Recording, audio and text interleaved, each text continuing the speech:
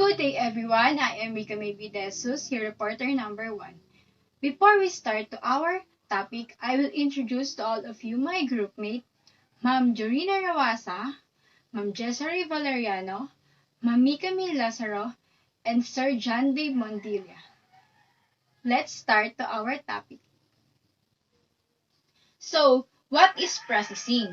Processing is a series of mechanical or chemical operation on something in order to change or preserve it. Also, it deals with someone using an official and established procedure. That is processing. And now, let us proceed to pasteurization processing. Pasteurization processing was discovered by the French scientist called Louis Pasteur during the 19th century.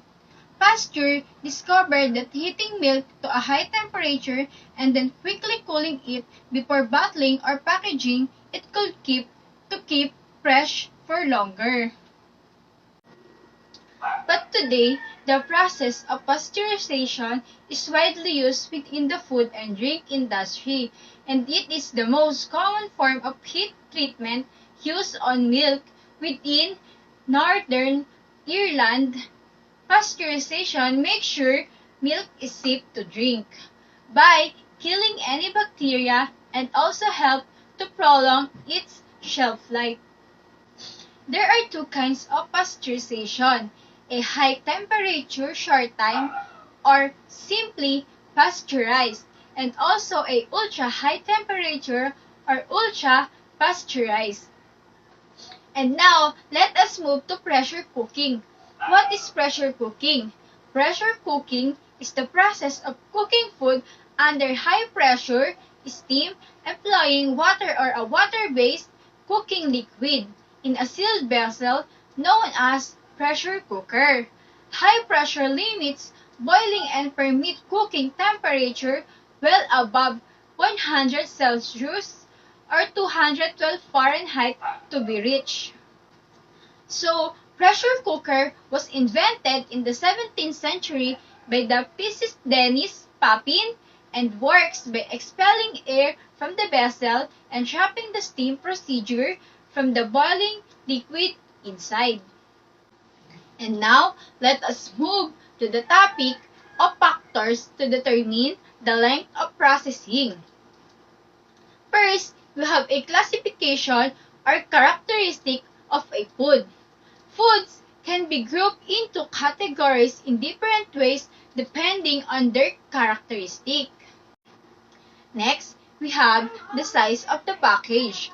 Size of the package describe the large portion, increase intake, and our hypothesis to contribute to the obesity epidemic. However, it is unclear if portion size affect intakes through changes in the unit size of available food or the overall amount of food available for consumption. And now, I will proceed to the food consistency and texture. Foodstuff, which consists of carbohydrates, fats, protein, and a small amount of vitamins and mineral are the materials for supplying us with the vital energies for growth, metabolism, vital activities, and so on, through our digestion and assimilation in the body. We may eat foodstuff every day as part of our staple diet. The example of staple diet are rice, wheat, bread, potato, and others. Also, we have a subsidiary diet, which is animal proteins and vegetable. And lastly, we have a luxury foods that the example are sweets, cakes, drinks, fruits, seasoning, and etc. And lastly, the altitude above sea level. Altitude, like elevation, is the distance above sea level. Areas are often considered as high altitude if they reach at least 2,400 meters or 8,000 feet into the atmosphere. The most high altitude point on Earth is Mount Everest, in the Himalayan mountain range on the border of Nepal and the Chinese region of Tibet. Mount Everest is 8,850 meters or 29,035 feet tall. The urban area of El Alto, Bolivia, is the most high-altitude city on Earth. All 1.2 million residents live about 4,150 meters or 13,650 feet above sea level. And lastly is home canning. Home canning is an important, safe method of food preservation is practiced properly. The canning process involves placing foods in jar and heating them to a temperature that destroys microorganisms that could be a health hazard or cause the food to spoil. Canning also inactives enzymes that could cause the food to spoil. Air is driven from the jar during heating, and as it cools, a vacuum seal is formed. The vacuum seal prevents air from getting back into the products, bringing with a microorganism to recontaminate the food. And now, we are all listened to Ma'am Mica May Lazaro to discuss the next topic. Your turn, Ma'am Mica. Thank you so much, Ms. Rica May Jesus. Good day, everyone. I am Mica May Lazaro, and I will be discussing about boiling water, pressure cooker, and the two types of container, which is the glass and tin cans container. So let's start with boiling water. So what is boiling? Scientifically speaking, boiling is an explosive phase change between a liquid and a gas state. When a liquid boils, bubble caused by water vapor rush to the surface of the liquid and pop. The process how it works. Boiling is a moist heat cooking method that happens when a liquid temperature reaches 212 degrees. Food is completely submerged in water for even heat distribution. So what culinary problem is this method solving? Boiling is used to enhance the texture of a starchy food and total proteins, making them more edible. It also revives grains, dried pasta, dried legumes, making them more soft and tender. Using thermometer to monitor temperature. The best way to know if your food is boiling is by looking at the surface of the liquid. Are there big bubbles breaking at the surface? If not, it may be time to turn up your heat or cover your pot. You can also use thermometer to monitor the water temperature and to gauge the internal temperature of what you are cooking, especially the meat and poultry. And here's the way to make water boil faster.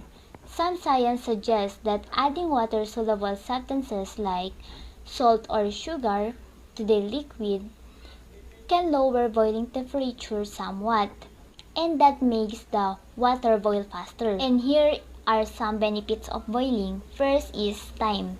In terms of time, boiling can be lightning fast or very slow. Like blanching vegetables can take a very little time. Some pasta and potatoes can take up 10 to 15 minutes and somewhere in the middle. And taught meats and poultry can be given a long, slow cooking to stock nutrients and tender proteins. In terms of taste, boiling can make flavors concentrated by reducing sauces. Boiled food retains its natural flavors without the addition of fats or oils in sautéing or frying. In textures, no one could eat a meal of raw potatoes, dried beans, or uncooked quinoa. Boiling makes grains, beans, and starchy vegetables palatable and edible by breaking them down and making them soft. In terms of nutrition, boiling is the best way to make a delicious and highly nutritious stocks out of meat and vegetables.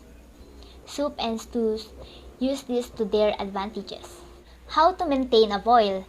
The key to maintaining a boil is to use a plenty of water. So when you add your food, it does not cool the cooking liquid down dramatically and slow the cooking process. Here is the boiling technique. You can add salt, oil, or butter for flavors and texture. And here are the samples that can boil. First is egg, pasta, potatoes and root vegetables, blanching vegetables, grains, and rice. For our next topic is about pressure cooker. So what is a pressure cooker? This looks like a regular pot but has a modified lid that locks on a rubber to create a seal. These pots radically cut a cooking times, make it possible to cook a whole grains, beans, and even soul warming stoves. And how does a pressure cooker works? A pressure cooker works by raising up a temperature of a boiling water, thereby speeding up a time it takes to boil, braise, or steam.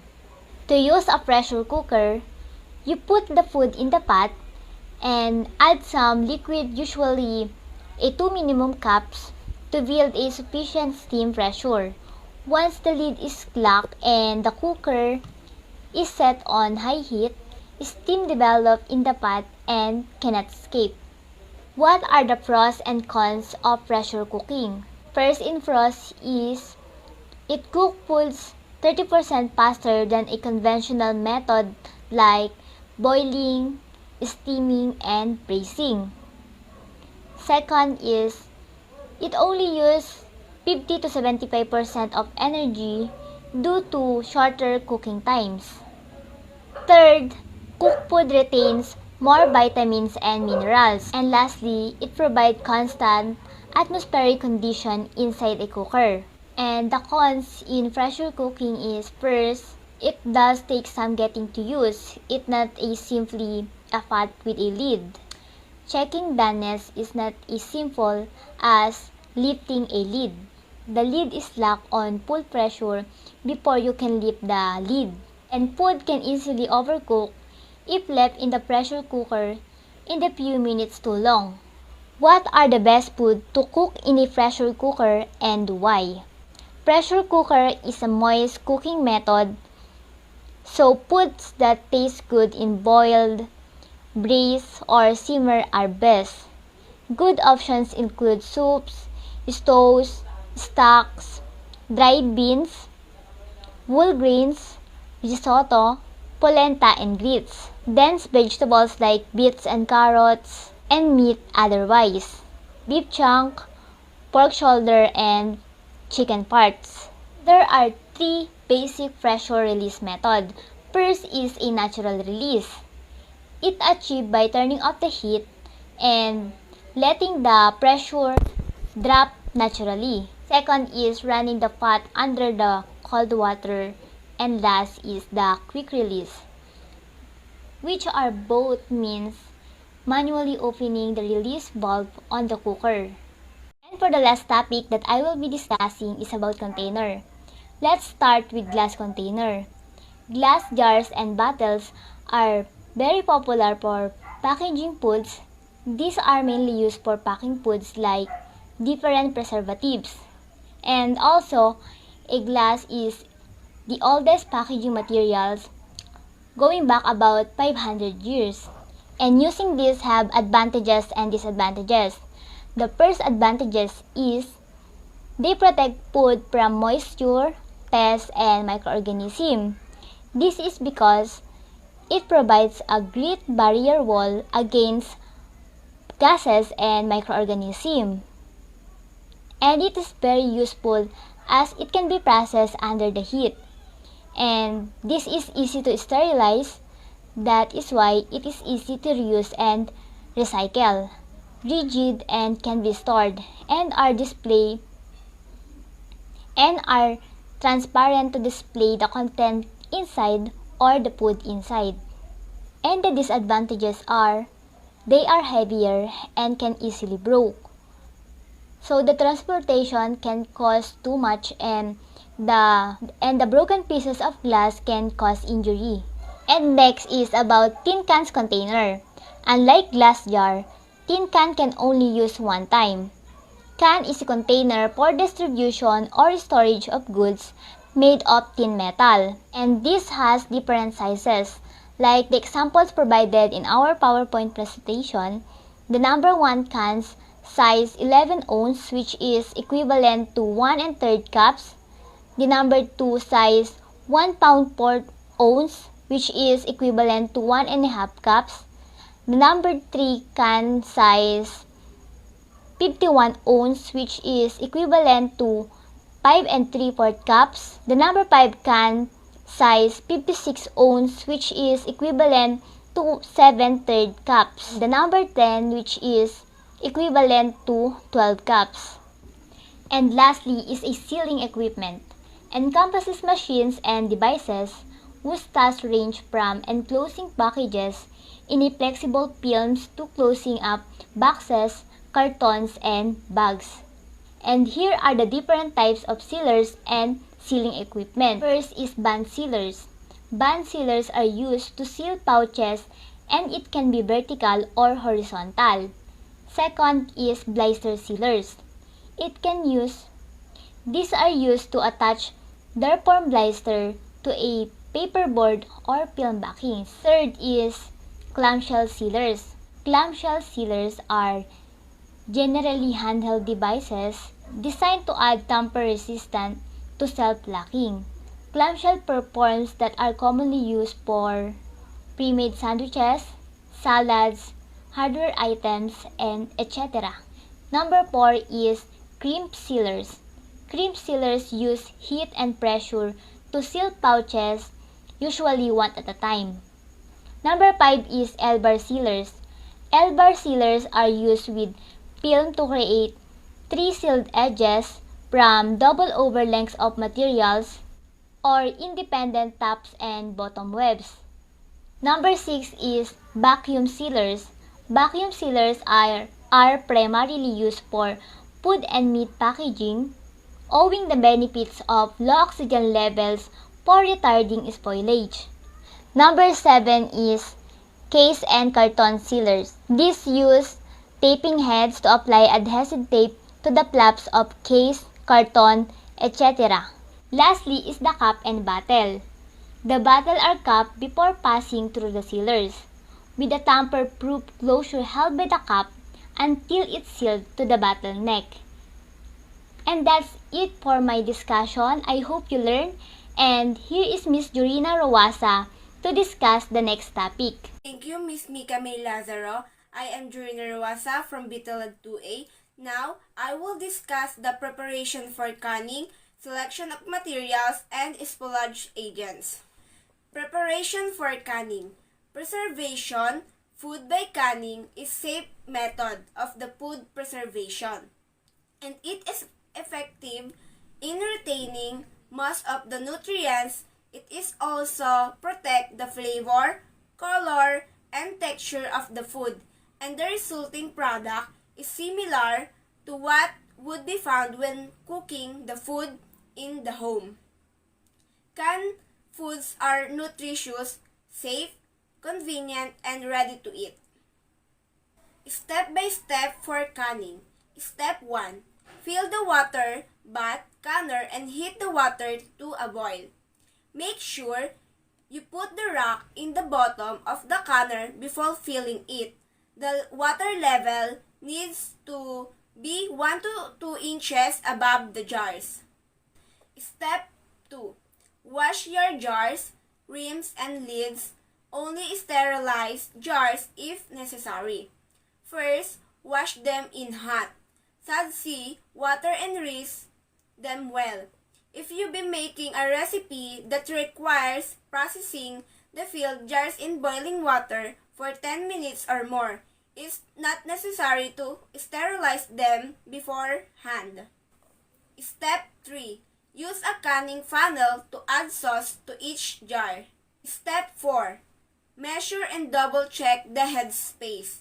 Use the measuring tool to make sure you left 1 1/2 of head space, the distance between in the liquid and top of the jar. Note the amount of headspace required in different recipes. Step 5. Remove air bubbles. Insert the flat end of the measuring tool down the side of each jar. Move it in towards the center of the jar. This will remove any air bubbles that might have formed. Repeat this 2 or 3 times around the inside of the jar. Step 6. Clean the jar rims. Use a damp paper, towel, or cloth to wipe the rims of the jars. Any sauce left the rims can keep the jars from sealing properly.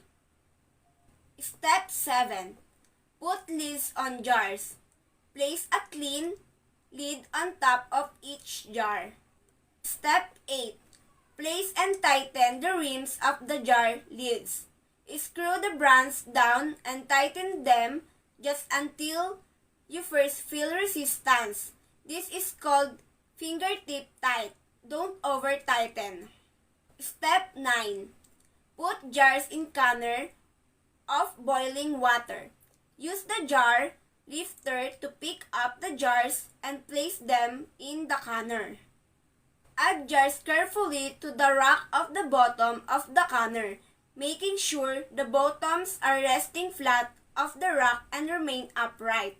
Put the first jars around the outside of the rack and moves toward the center as you and more jars. Step 10. Return the water to a full rolling boil. This may take a few minutes. Step 11.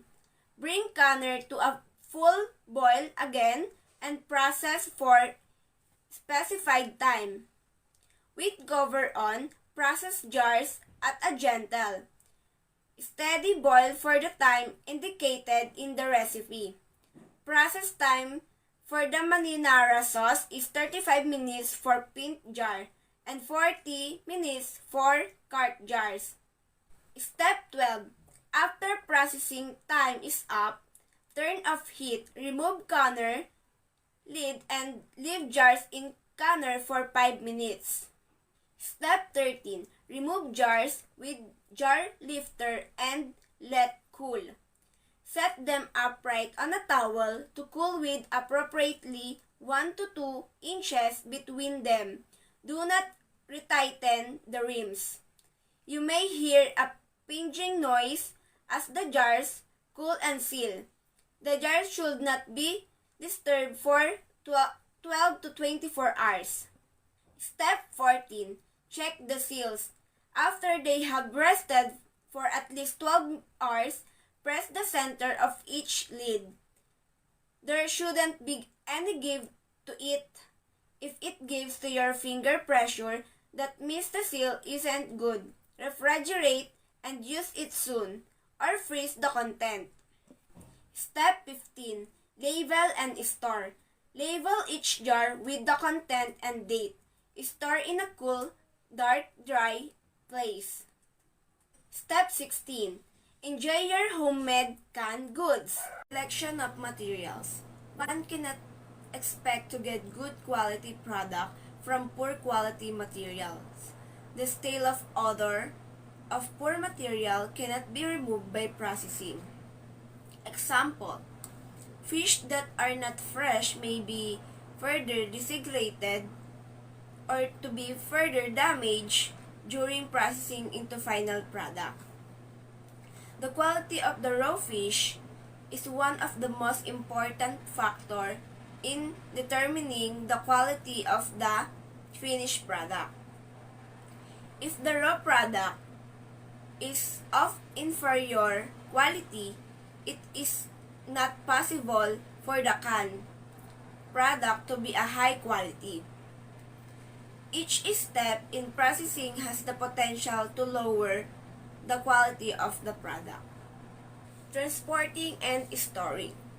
After the operation has selected good fresh fish, he must move them to his processing plant and have them arrive in good condition.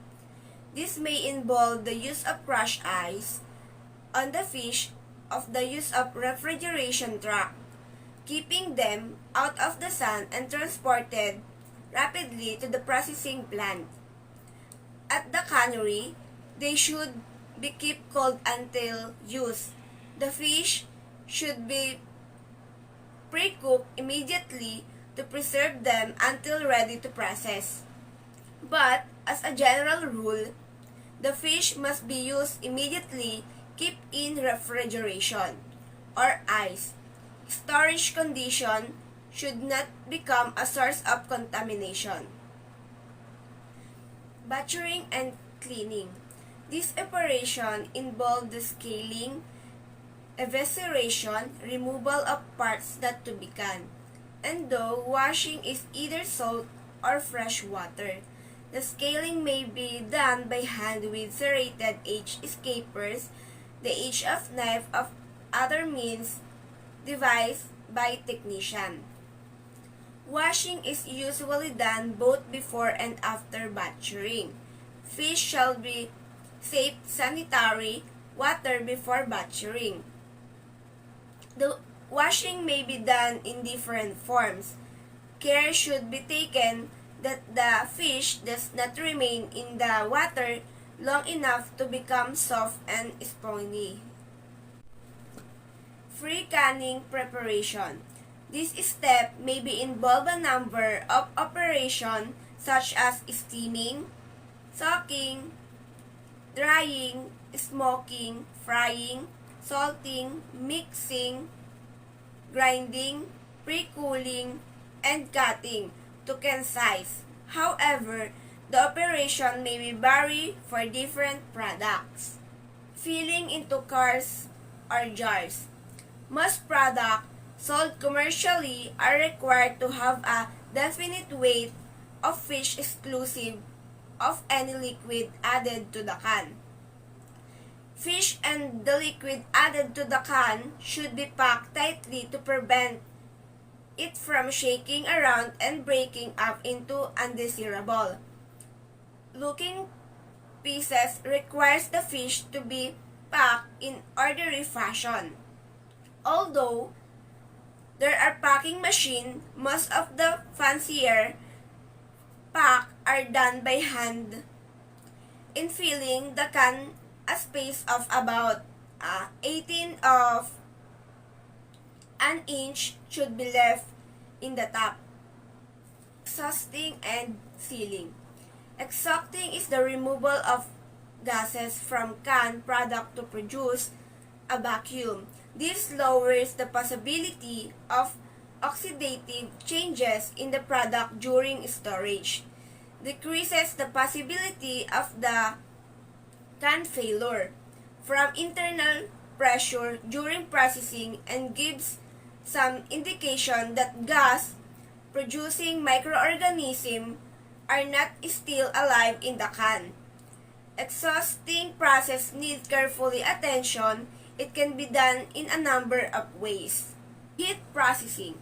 Fish product and other low-acid foods are usually processed in steam at temperature 240 to 250 Fahrenheit.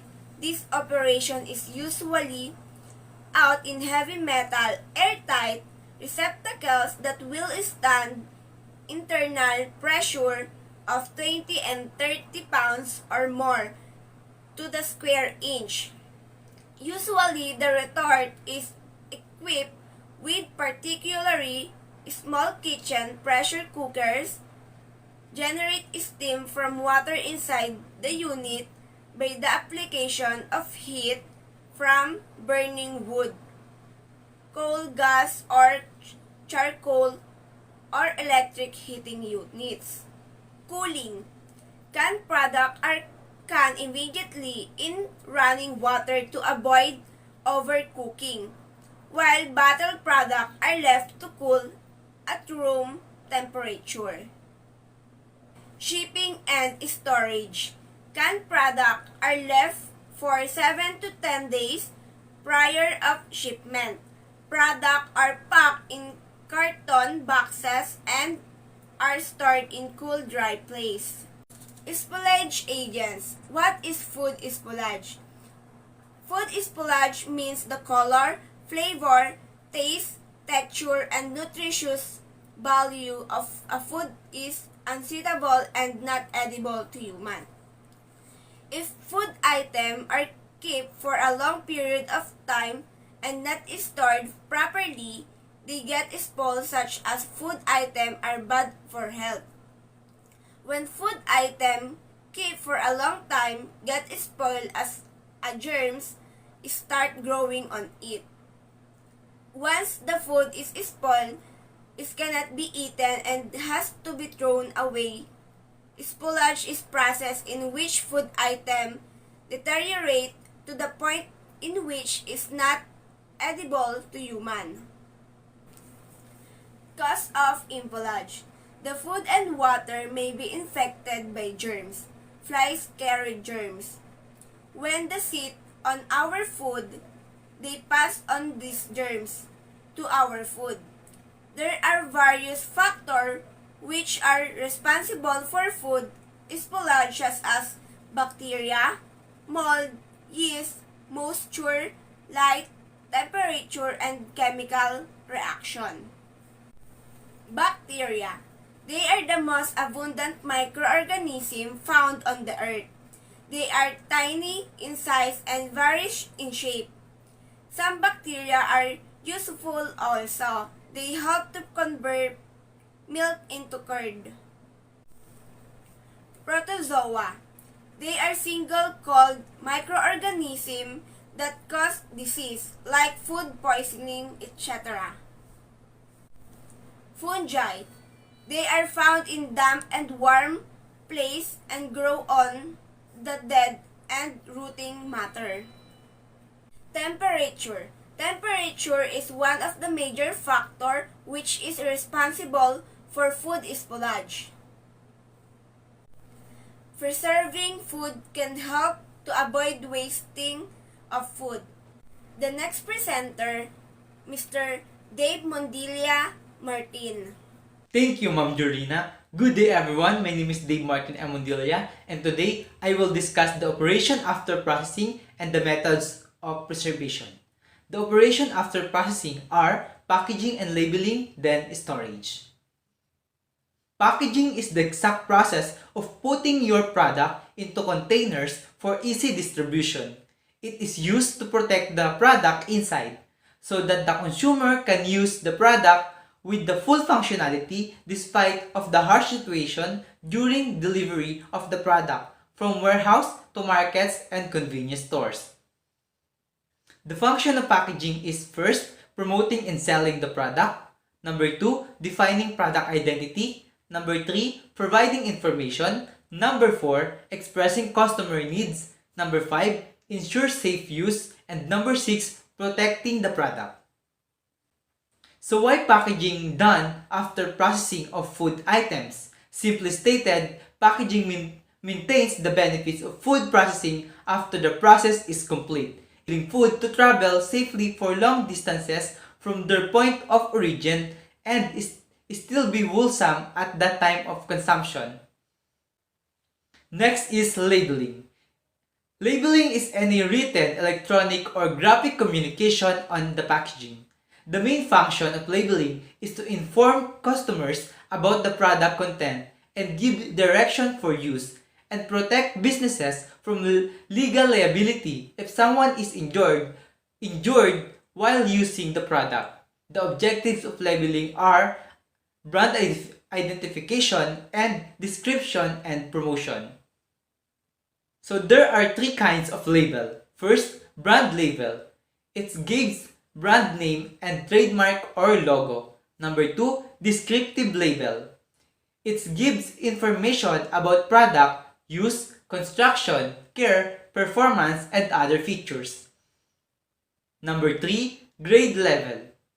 It states the quality of the product. And the next is food storage. Food storage refers to food which is kept in fridge, freezer, pantry, or in some instances, a warming receptacle. Food should be stored in clean, dry, sanitary containers that are airtight if possible. This will help keep food for longer and reduce the risk of contamination. So why is it important to date in and label products prior to storage? If a food requires specific storage instructions to remain safe until its use by or best before date, manufacturers have to include this information on a label. Following these instructions is extremely important because they can help you to kill any harmful bacteria which may be naturally present in some food. So the next topic that I will discuss is methods of preservation. So what is food preservation? Food preservation is a way to prevent food spoilage. This process will prevent the microorganism from growing and multiplying so as not to spoil the food. The objectives of food preservation are 1. To prevent and remove microbial contamination. B. To inhibit microbial growth. C. To kill contaminating pathogens. And D. To minimize food spoilage, food infection, and food poisoning. So the traditional methods of food preservation are drying, salting, cooling, sugaring, freezing, judging, boiling, burial, heating, smoking, pickling, lye, canning, and jellying. While the industrial modern methods of food preservation are irradiation, pasteurization, biopreservation, vacuum packing, Hardel technology, non-thermal plasma, modified atmosphere, artificial food additive, high-pressure food preservation, and pulse electric field electroporation. As you can see, there's a lot of method of food preservation, but I will discuss what is often used as a method of preservation. First is drying. Drying or dehydrating. Food is one of the oldest and easiest method of food preservation. Dehydration is a process of removing water or moisture from a food product. Dehydrated foods are ideal for packaging, hiking, and camping because they weigh much less than their non-dried counterparts and do not require refrigeration. Drying food is also a way of preserving seasonal food for later use. How dehydration preserves foods? Foods can be spoiled by food microorganisms or through enzymatic reaction within the food. Bacteria, yeast, and molds must have a sufficient amount of moisture around them to grow and cause spoilage. Reducing moisture content of food prevents the growth of this spoilage causing microorganisms and slow down enzymatic reaction that take place within food. The combination of these events help to prevent spoilage in dried food. So this is the reason why dehydration is a great method of food preservation. First, does not require electricity. Second, is less time consuming. Third, makes winter meals easier. And fourth, requires less storage space. And the last is child friendly. Next is pasteurization. Pasteurization is a process in which packaged and non-packaged foods are treated with mild heat, usually to less than 100 degrees Celsius, to eliminate pathogens and extend shelf life. Pasteurization is a process that kills bacteria in liquid food. In this method, moderately high 62 degrees Celsius to 100 degrees Celsius temperatures are used for about 15 to 30 minutes to inactive certain enzymes and kill certain other microorganisms, especially in milk. Since all pathogens are not killed at these temperatures, pasteurized products need to refrigeration after exposure to air. It was invented by French scientist Louis Pasteur during the 19th century. So the purpose of pasteurization is first to increase milk safety for the consumer by destroying disease-causing microorganisms or pathogens that may be present in milk, and to increase keeping the quality of milk products by destroying spoilage microorganisms and enzymes that contribute to the reduced quality and shelf life of milk. So next is canning. Canning is the process of applying heat to food that's sealed in a jar in order to destroy any microorganisms that can cause food spoilage. Proper canning techniques stop this spoilage by heating the food for the specific period of time and killing this unwanted microorganism. During the canning process, air is driven from the jar and a vacuum is formed as the jar cools and seals. So next is vacuum packing. Vacuum packing is a method packaging that removes air from the package prior to sealing. This method involves manually or automatically placing items in a plastic film package, removing air from inside, and sealing the package. So the purpose of vacuum packing are to remove oxygen from the container to extend the shelf life of foods, and with flexible package forms, to reduce the volume of the contents and package. And it is also commonly used to store dry foods over a long period of time, such as cereals, nuts, cured meat, cheese, smoked fish, coffee, and potato chips. And the last is, on a more short-term basis, vacuum packing can also be used to store fresh foods such as vegetable, meats, and liquids because it inhibits bacterial growth. So for our last topic is sugaring and salting. Sugaring is the process of decaying a food by first dehydrating it, then packing it with a pure sugar. This sugar can be crystalline in the form of table or raw sugar, or it can be high sugar density liquid such as honey, syrup, and molasses. The purpose of sugaring is to create an environment hostile to microbial life and prevent food spoilage. Sugaring is commonly used to preserve foods as fruits as well as vegetables such as ginger. From time to time, sugaring has also been used for non-food preservation. And the last is salting. Salting is the preservation of food with dry, editable salt. It is related to pickling, preparing food with a brine that is salty water, and is one form of curing. It is one of the oldest methods of preserving food.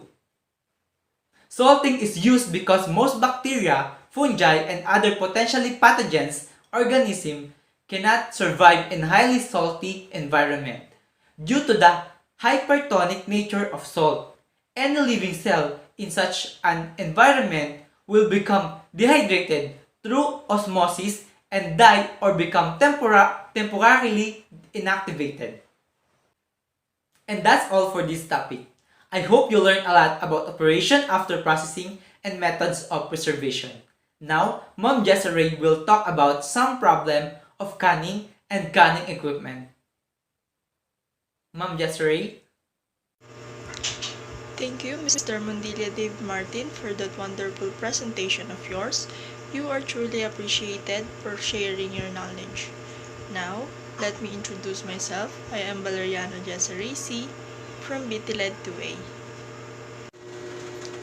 And I am here to discuss some canning problems together with its causes and prevention.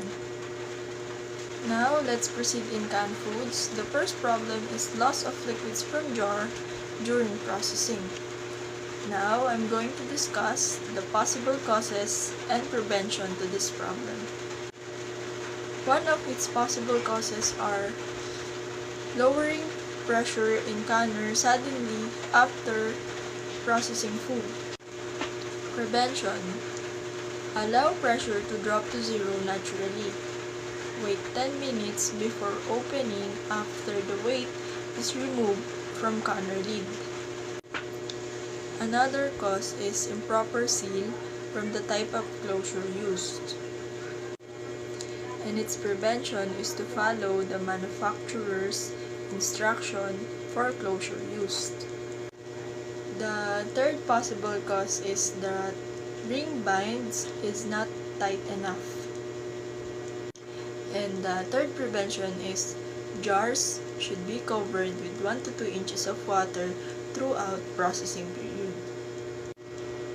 Our fourth possible cause is the failure to work out air bubbles from jar before processing. And its prevention is to remove by running a plastic spatula or plastic knife between food and jars before we apply lids. And now let's proceed to the second problem, which is the improper seal. The first possible cause of imperfect seal is chip or cracks are in jar. And its prevention is to examine carefully the jar by rubbing our finger in the mouth of it. Another possible cause of its problem is the failure to follow the recommended instruction for closure use. And of course, its prevention is we need to follow the manufacturer's instruction for us to prevent the imperfect seal. Another cause of imperfect seal is particles is found in the mouth of jar. For its prevention, we should use a clean cloth to remove any seeds, seasoning, and etc. that prevent a perfect seal. Another possible cause is using old closure, which is to be discarded. For its prevention, do not use rubber things and self-sealing metal lids. Now, for our third problem in canning, we have product darks at top of the jar. For our first cause, we have insufficient amount of liquid or syrup. And to prevent this, we should cover our product with water syrup. Another cause is food not processed long enough to prevent enzymes. And for its recommendation, we should process foods in a long length of time. Now, we are moving to our fourth problem, which is color changing that are undesirable. Its possible cause is a contact with minerals such as iron, zinc, or copper from cooking utensils or even from water. For its prevention, we should use a selected cooking materials or utensils, and for our water, we should use a soft water. For our second cause, we have over-processing time, and of course, for its prevention, we should follow the recommended length or time for processing. Another cause is immature or over-mature products, and we can prevent this through selecting fruits and vegetables at optimum stage of maturity. Another cause is too much exposure in light, and of course, to prevent this, we should place our product in dark places. And for another cause, it can be a distinct to spoilage. And to prevent this, we should process by recommended method and recommended time.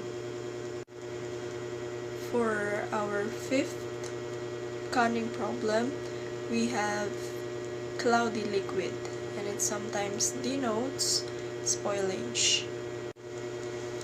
First possible cause of it is starch in vegetables, and to prevent this, we should select products at a desirable stage of maturity, and we should not select products that is over mature. Second possible cause is the minerals in water, and to prevent this, we should always use soft water. Third cause is fillers in table salt. Third cause is filler in table salt, and to prevent this, we should use a pure refined salt. And the fourth cause, as I mentioned earlier, cloudy liquid sometimes denotes spoilage. And to prevent this, we should prepare foods directed at published canning process. We are now moving in our sixth canning problem, which is the sediment in jar. First cause is starch in vegetable. And as I mentioned earlier and as I discussed, we can prevent starch in vegetables through selecting a product with a desirable stage of maturity. We should not use over-mature product or immature products. Also, its possible cause is minerals in water, and I also discussed it earlier. And to prevent this, we should use a soft water. Now, we are moving on our seventh canning problem, and it is the spoilage. And the first possible cause of spoilage is incorrect pressure. And to prevent this, dial gauge should be checked every year of accuracy. Another possible cause of spoilage is incorrect processing temperature. There are 3 tips for its prevention. First, low acid vegetables and meats must be pressure canned for its safety. Second, most fruits and pickles can be canned in boiling water. And the third one is to process jams and jellies in a boiling water canner after we fill jars. Now, we are moving on our 8th canning problem, which is floating. It happens especially on some fruits.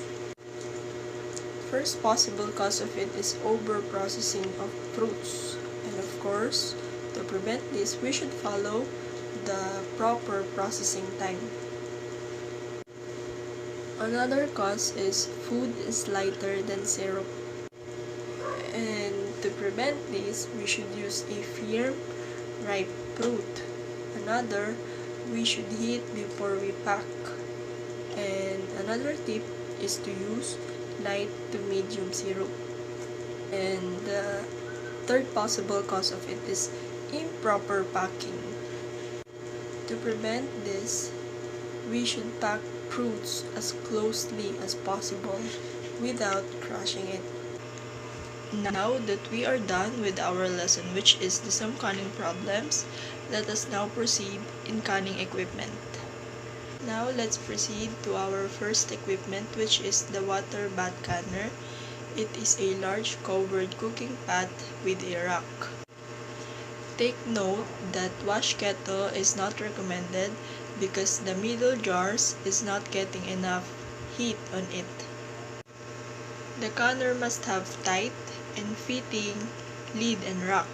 The rack keeps the jar from touching the canner and allows water to circulate freely under the jars. Take note that if the rack has dividers, jar will not touch each other or fall against sides during processing. Now let's proceed to our second equipment, which is the steam canner. Now what is a steam canner? Steam canner must have air vented out and pure steam throughout the processing. There must be enough water at the bottom of the jar to generate pure steam long enough so that the heat of the steam processes the jar. Take note that research-based method specific for steam are required for safety. Now for our third equipment, we have pressure canner. What is pressure canner? It is a specially made heavy pot with a lid that can be closed to prevent steam from escaping. A lid is fitted with a vent, a dial or weighted gauge, and a safety use. And in my PowerPoint presentation, you can see there the different parts of pressure canner. Let us now move to canning jars and lids. What is canning jar and lid? Canning jars comes from different sizes. It is come from half pint to half gallon jars. Pint and quart jars are most commonly used. Processing time have not been developed for many foods in half pint, 12 ounce, or 1 1/2 pint jars. For jellied products, only 12 ounce jar at the same time as pints. For very acid juices, hard canning jars are recommended. Jars also comes from regular and wide mouth styles. And take note of this, if jars are properly used, we can use it indefinitely. And to properly end this, I would like to thank everyone for watching our video presentation. We hope that you learned from us. Thank you.